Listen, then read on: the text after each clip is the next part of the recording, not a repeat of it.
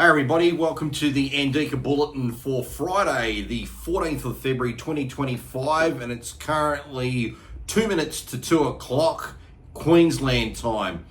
ASX 200 finishing the week up about 31 points at 85.71, and you can see here on the chart we actually hit 86.13 earlier in the session, just coming down to where we are now at 85.71, and you can see where we currently are is above the high the market reached back on the 31st of January. So the ASX 200, to its credit, is making record highs and trending still higher, which in my opinion is just a little bit mind-boggling.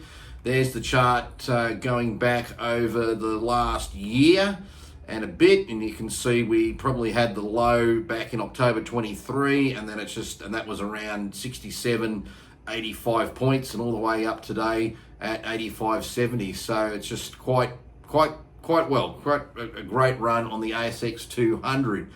Now we'll go to Sigma. Now Sigma's trading day 2 now on the ASX of now owning 100% of Chemist Warehouse. So Chemist Warehouse is now a wholly owned subsidiary of Sigma, and Sigma's right at the moment are trading around $3.08. So they're doing really well. I'm really happy with how they've been trading. Just to give you a little bit of insight, I started talking about buying into this stock on the 11th of November. On the 11th of November, the stock was around about the $2.50 mark. I remember buying this for my account at $2.58. I then went on the 22nd of November, a few days later, and paid around $2.54 to buy some more. And these are all noted in my written bulletin prior to going to the online YouTube version.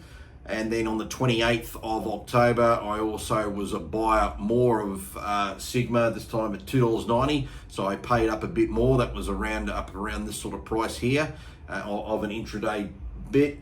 I then bought some more on the 22nd of January, and that is just around about here on the chart in there. And I paid there around the $2.75, and then recently bought another lot on the 11th of Feb, and then around that price I paid $2.67. So on my own account, my average price is $2.73. So seeing them now at $3.07, I'm quite happy about that. I'm still staying long my entire position, not looking to take any profits at the moment. My view is the fully merged entity occurred yesterday, and it had an up day, where today we're having an up day. It's a market cap of about $34 billion. Sigma / really Chemist Warehouse is basically an ASX top 25 market cap stock now, and the only people that can provide liquidity for others to buy will be the existing Sigma shareholders, which when they did the merger in, they had 14.25%, so they have 14.25% of available stock, plus those franchise Chemist Warehouse people that were part of the bigger franchise. They own 37% of the free capital of the merged entity. So together we're talking just over 51%. So that's where the liquidity is coming from. But of course, fund managers who don't have a position, or those that waited until the merger was all complete, need to at least get to market weight, particularly if they're a passive fund manager. They're the people buying, and that's some of the reasons it's going up. And there's a lot of bullishness still coming out of the company. One of the main founders, who is basically going to oversee the retail expansion of all their current franchises, still expects over the next 5 years to increase the amount of storefronts by another 500. So I think the growth is in this stock. And keep in mind, think about this for a sec, it's Chemist Warehouse.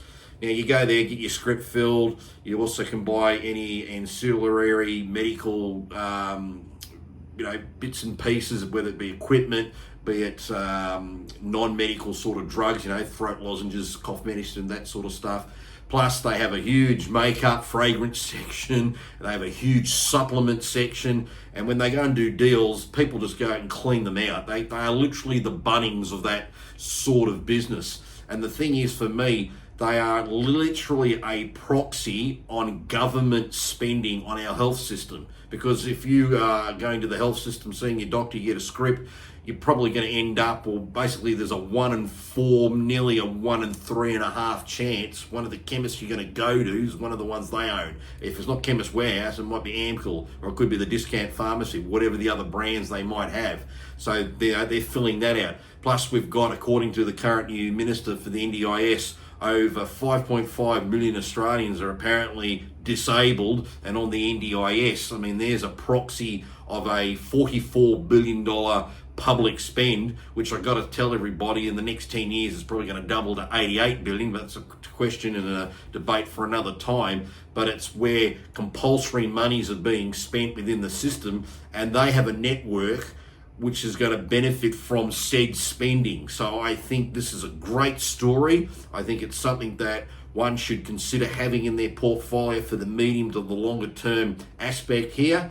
And the coming days and weeks, if we constantly see more people just keep wanting to buy into the positions and this thing just slowly grinds up, that'll be the rewarding proof there as well. I mean, people are paying a huge multiple to go buy a chimichanga, Guzman's and Gomez, that's, trades on the market at about $42, or even more insanely, they're paying like $165 to buy Commonwealth Bank that trades on a forward PE of 27 times, and they're a bank, and yet something like this is growing its EBIT at around about 35%. So again, I have been talking about SIGs. Those that listen, good on you. Those that didn't, hey, you still got a chance to jump on the train. It's a very long train. Take a medium view. I think it's worth having for those metrics that I outlined just there as well. But I do like it. As you also know, those who like to watch my videos, we also talk about where other aspects are in the market. So let's just fire up some charts and have a look and see what's doing on various other markets. For starters, let's go and have a look at the major indices. So the Dow last night, she managed to put on 342 points. That was a good run there. The NASDAQ managed to put on 300 points there. So you can see how the NASDAQ's really powered up as well. Been a sensational run there. In terms of some futures, let's look at gold. Gold right now is $2,953 an ounce. Just again upwards and onwards. In the currency markets, let's go and look at the Aussie. This blew me completely apart because I was really negative on the Aussie. It's currently at 63.23 US cents. I personally thought we were going to keep falling down. I was on this camp over here where we could see the chart really falling. That was the big fall when Trump did the tariff announcements into Mexico and Canada, and subsequently we've recovered because the US dollar's gotten a lot weaker. So that's really interesting. Kind of hate the site how it does this. Yeah, I don't pay for it, see, so it's a freebie, and I'm not going to pay for it. And I'll just go back live into it. An ad blocker comes up, and we'll just now go into crypto. So here's Bitcoin, $97,163 US.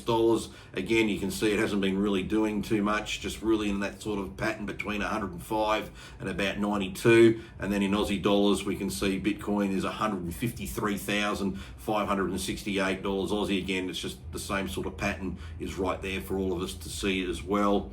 So that's pretty much the big wrap there for how markets are playing out. So have a nice weekend. We'll come back on Monday and talk about a few other things. BHP report on Tuesday, Fortescue report on Thursday. They're two stocks I like because they're both big resource stocks. Obviously BHP is a bit bigger than Fortescue, but we're going to get to see if they're able to increase their dividends. And I like them for a buy right. Own the stock, pick up the fat, fully franked dividend, sell the call option. It's like doubling the dividend. And we'll talk about those numbers as well next week when we've got some actual hard data to look at. In the meantime, please write comments below, like the video, take it easy, have a nice weekend. We'll see everyone next week. See you later.